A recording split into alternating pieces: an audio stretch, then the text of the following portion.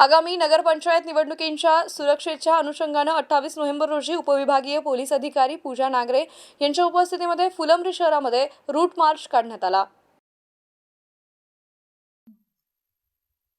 Route मार्चचा मार्ग हा T point, नगरपंचायत इमारत, सोनार गल्ली, विठ्ठल मंदिर, राम मंदिर, सावंत मंदिर, फते मैदान, जामा मस्जिद, भाजी मार्केट, बस स्टँड परिसर असा होता। रूट मार्चसाठी करमाड, चिकलठाणा, वडोद बाजार आणि फुलंब्री पोलीस ठाण्याकडून 13 अधिकारी, 37 पोलीस कर्मचारी, 42 होमगार्ड, आरसीपी प्लाटूनचे 10 जवान आणि एसआरपीएफचे 8 जवान सहभागी झाले होते। लाठी, रायफल, गॅस गन, हेल्मेट आणि बॉडी प्रोटेक्टरसह सर्व पथक सज्ज होते। यावेळी विभागीय पोलीस अधिकारी पूजा नागरे, पोलीस निरीक्षक संजय सहाने, सहाय्यक पोलीस निरीक्षक छत्रपती वडते, रघुवीर मुराडे, सुनील इंगळे, पोलीस उपनिरीक्षक धुळे, क्षीरसागर, सुग्रीव साठे, पारधे यांची उपस्थिती होती। रूट मार्चमुळे शहर सुरक्षिततेचा संदेश देत शांततेमध्ये निवडणुका पार पडण्याचा विश्वास व्यक्त करण्यात आला।